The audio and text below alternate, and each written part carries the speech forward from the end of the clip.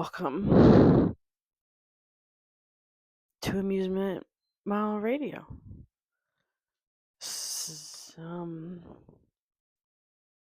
174th episode.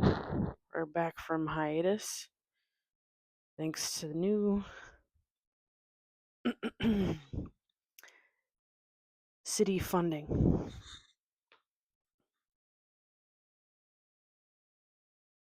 And I come to you today, fired up the old radio box.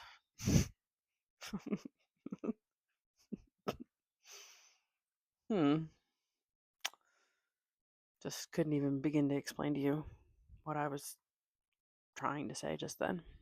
I'm here to talk to you about a very important boy, very important young man in my life. And his name is Absolute Batman. And he's 24 and he's fucking huge. Like genuinely, I'm gonna find it in the comics where his specs are, but he's like 6'7".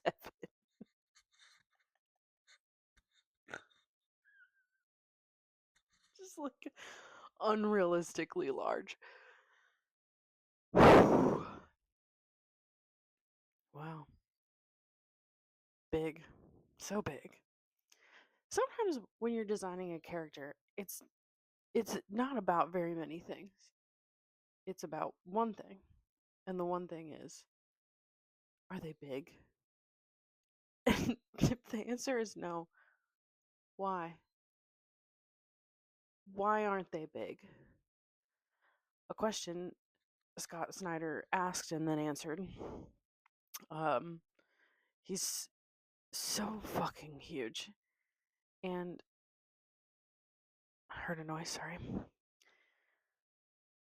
And the thing about being huge is it's very funny to look at him stand next to regular people. I'm an enjoyer of things, you know. There are things in this world I'm opinionated about. But especially when it comes to things like comics, which are like vast and complicated, and there are different runs and different blah blah blah, whatever, who cares. I don't have a lot of like harsh opinions. I'm sort of easy to please in that way. I love to see my big guy doing stuff. That being said, I would say that there has been some ups and downs since Scott Snyder left or was finished. You know, he did the New 52, and then he did Metal and Justice League and that other chunk of stuff in New 52, and then he exited from the Batman. And the 2016 run, how do you say, was bad? It was not great. Like, I love the New 52 Batman run so much, and I think from start to fucking finish, it's a banger. There are no parts in there that I'm like, why is this here? It's incredible. And it's a beautiful story, and I think it hits on like every character in a way. It's hard to find, and it's hard to have. But it didn't end up very blessed because James Tynion, who came, wrote beautiful things that happened to me and everyone around me. But despite the fact that I am easy to please, I am I didn't enjoy reading large chunks of that run. And, as they started to change hands with writers, it of course was like this. It's so weird because, like a lot of stuff is plotted out in advance. And so you're just like handed things from someone else. And I don't have anything against Chip Starsky. I like him a lot, actually. And I don't think he's a bad writer. But where the transition happened was like such a weird arc. And it felt weird and it felt disjointed. And it's like nobody's fault. But because of it, it's like been a minute. You know? Like it's been a minute since I think we've had some like really fucking good Batman. And now we're getting two at once, which is fucking insane. But um the day that Scott Snyder announced he was coming back to Batman, like I did a backflip. I was so fucking excited. And the thing is I think that Scott Snyder knows Batman and Bruce Wayne and all of them. I think he understands these characters in a way that no one else will ever come close to. And like we've had some good writers. We have. And he understands these like weird contradicting facets of his personality in a way that I think very few people do. And part of that is because he's just like it's like layers and layers of nuance that it gets lost sometimes. But here's the thing. This is sort of late, Absolute Batman has been coming out for almost a year, but um we're just going to start from the top of things that I love about it. Thing number 1. I love Batman, and so this means that sometimes when out in public or in a gathering, I am subjected to other people's Batman opinions against my will. I don't ask. I don't. I don't ask. I'm not asking. No. Um, and oftentimes I hear the good old classic of well, Bruce Wayne would just use his money to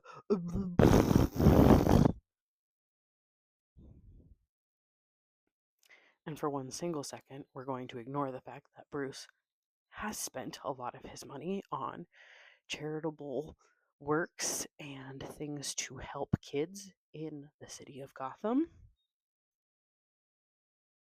Just ignore that for one moment. And here in Absolute Batman, removed. He's not rich. He's a working class guy. Only lost his dad. Still has his mom.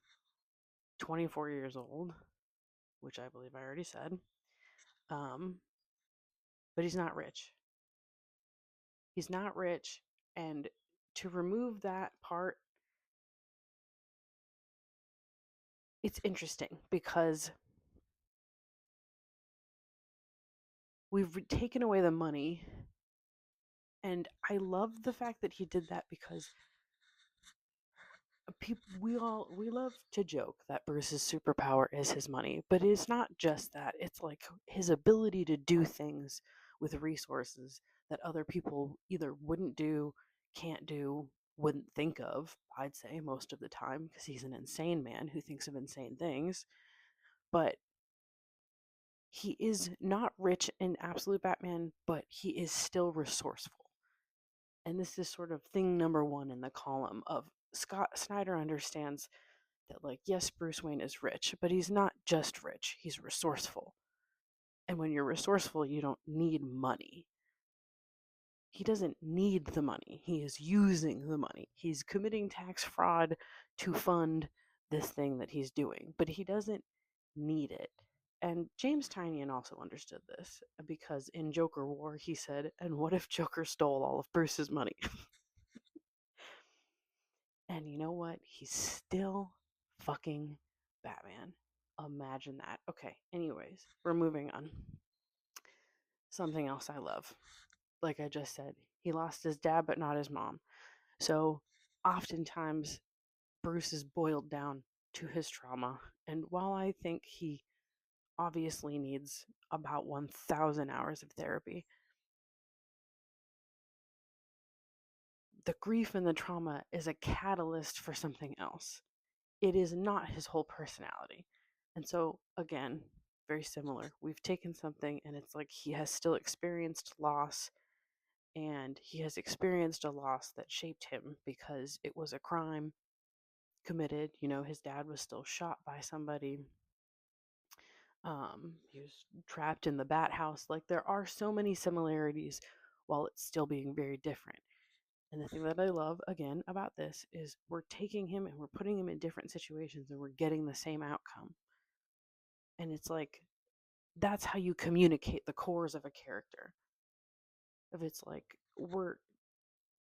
you'd think that the butterfly effect would take shape in a specific way. And it does because of the things in his life. But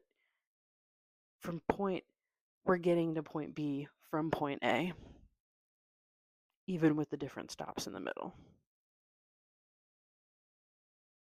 It's also been a while since something as fun as this has been happening. And what I mean by that is, like, every issue comes out, and in each issue we're catching a glimpse of characters we already know, but we don't have any idea where they're going. So the very first thing, and I like threw my comic across the room because for years I have been saying, to me, Bruce and his rogues are like, they're people who went to high school together. And they're not literally, except for like Harvey, probably. But if you think about like our Bruce, who's maybe like in his late 40s, whatever, been doing this a long time, Joker and Penguin and Riddler and Freeze and them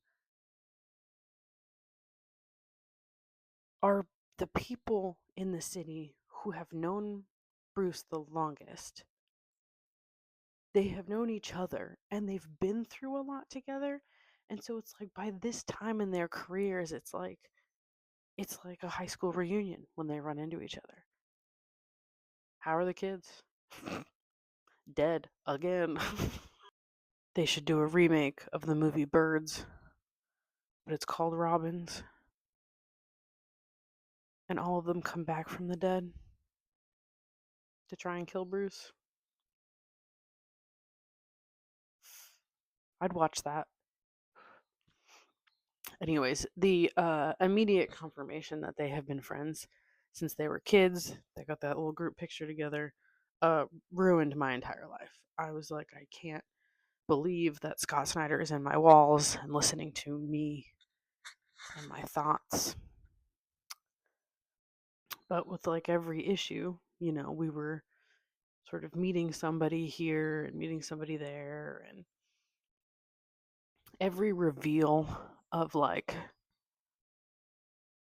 not even just the ones that are monsters, right? Like, I think Eddie and Waylon and Ozzy and Harvey at the beginning are so precious. Their friendships. And that was a really fun thing to see. And then, of course, on top of it being like Absolute Freeze is a fucking ice monster instead of just a dude who's wearing an ice suit. And Bane is the size of a building with the venom. And without the venom, he is the size of a smaller building. Um now now now is when we need to be serious. Okay? We need to be serious and we need to talk about important things. I can't believe my background changed at the exact time that I was going to pick it up and show you. We need to talk about the best thing that has happened to me personally so far in the Absolute series, and it hasn't even really happened to me yet. But we need to discuss my wife.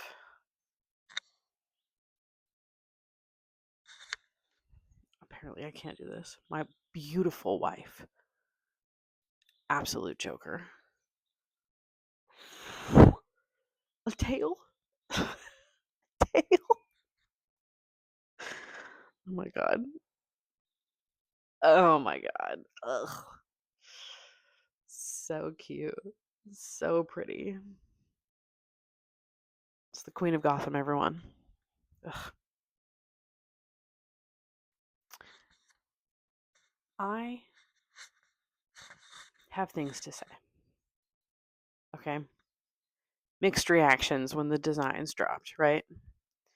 Um, really great meme. There was all those tweets that was like absolute scarecrow, absolute whatever, and it was like aliens and shit. Very funny. Okay, I love it. Um, there are some people I can always tell when I'm reading like a tweet or someone's opinion or whatever the fuck. I can always tell who hasn't read the series and who is just sort of seeing screenshots here and there because their judgment of it is so empty and surface level and wrong.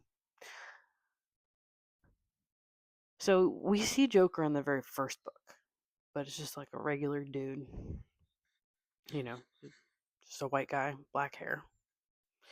Um, and they say something about this, like, oh, this guy doesn't laugh, and I'm like, boom, that's him, right? Joker doesn't laugh.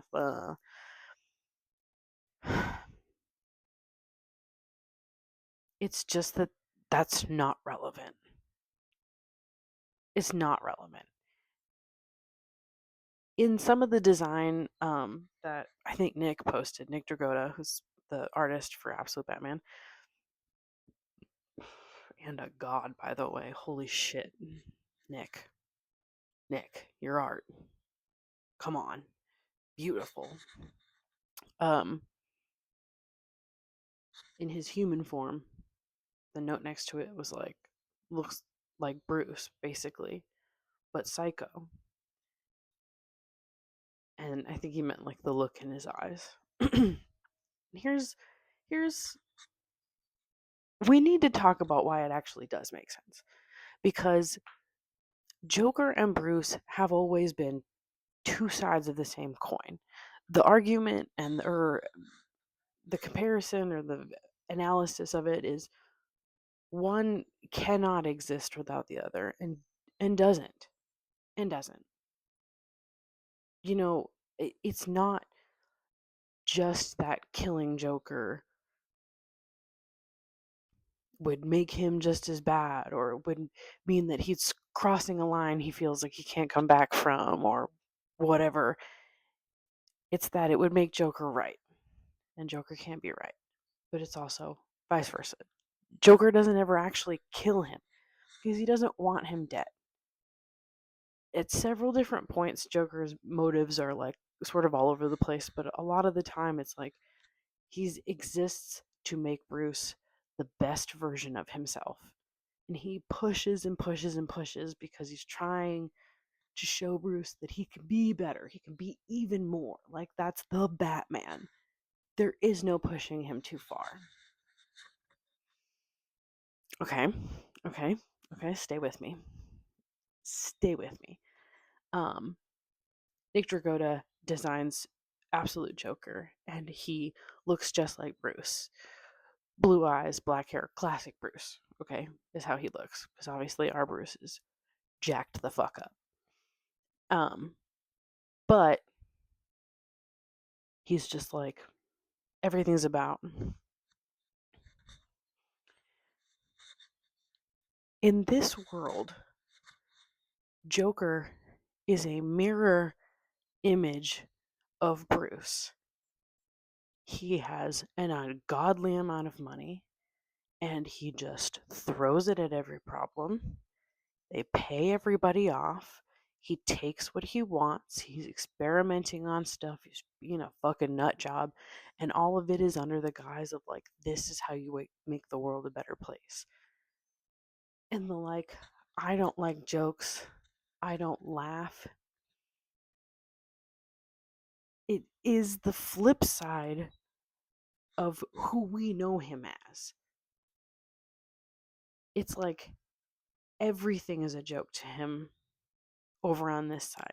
To Joker, everyone on the street is a side character, an NPC, someone who doesn't matter. And when he kills those people, he's just releasing them, doing them a favor, if you will. And in this one, he is the same. That's still what he's doing. It's just, it's not a joke to him anymore. It's a calling. He's got like the weird, crazy focus that you're used to seeing in Lex.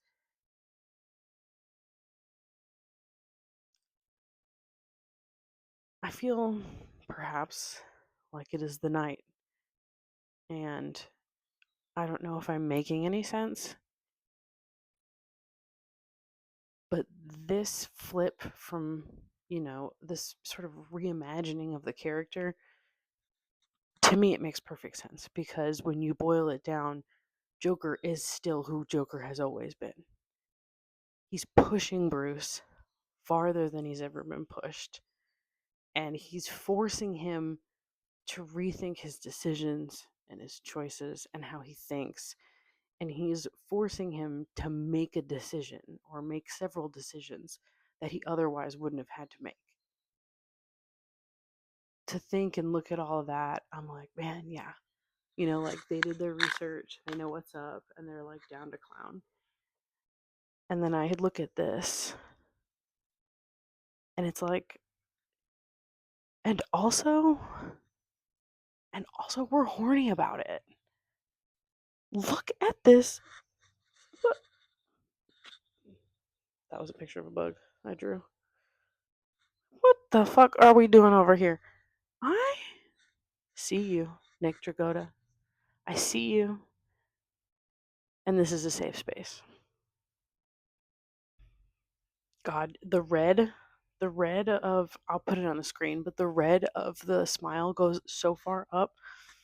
It comes up over his eye. Okay. Anyways, I feel it's pretty obvious the direction that it's heading with Joker, all the, sorry if you can hear that train horn. I live in the fucking woods now. And so like if you can't get behind who he is in this fucking Legion of Doom meeting, it's the Justice League, by the way, which is another sick, nasty. Scott Snyder's brain is huge. And I would like to start a petition. And the petition is for Zack Snyder to have to change his last name so that when people say Snyderverse, it can be exclusively referring to the New 52 run, the Metal run, Last Night on Earth, stuff like that. Because Zack doesn't deserve it, and I'm sick and fucking tired of it.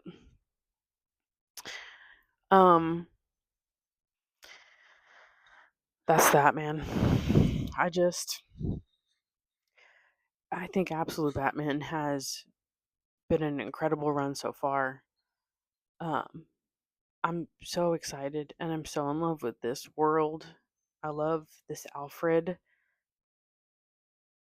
I love the relationship that him and Bruce have. It's like so abrupt.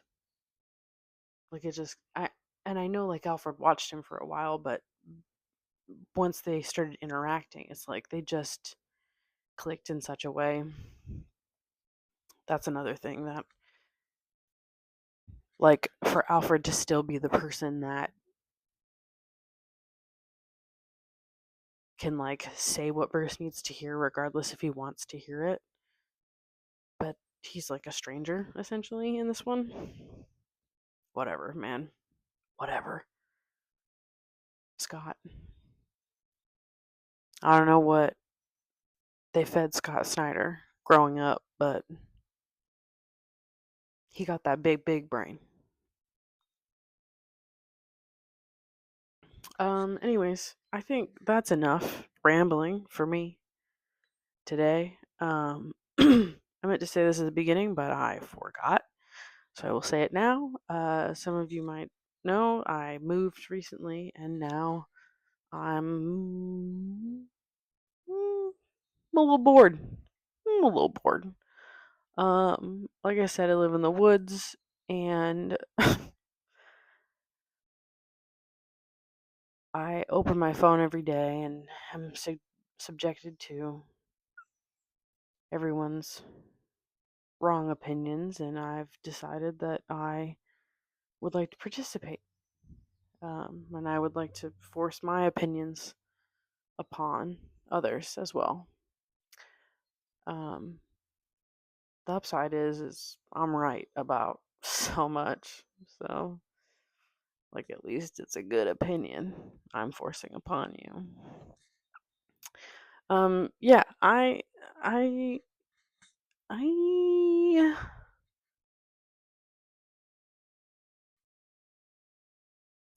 trying to just go with the flow, you know. Here at Amusement Mile Radio, we believe in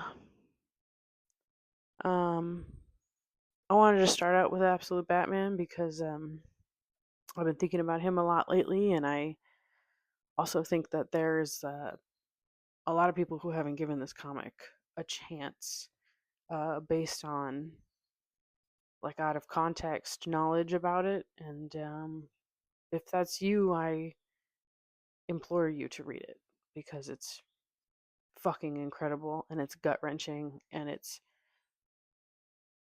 so fundamentally Bruce Wayne that if you are a Batman fan, I think that it's guaranteed that you'll love it. I don't know. I don't know what will be on other episodes of this program. Um, I have some other comics that I'd like to tell people about. I have read a decent chunk of Absolute Wonder Woman, and I have started Absolute Superman and Absolute Flash. I haven't started Martian Manhunter yet, but I really want to. That one looks really good. I am going to catch up on Wonder Woman and Supes before they all meet, so I'll be caught up soon. We might be chit chatting about those. And who knows? Who knows what else we might be discussing here at this place? My wife has a lot of opinions about ice. We're thinking about doing an ice tier list. Anyways, thanks for listening. Thanks for hanging out. Tell me why you love Batman in the comics. Nope. Tell me why you love Batman in the comments. And we'll see you next time. Thank you for tuning into Amusement Mile Radio.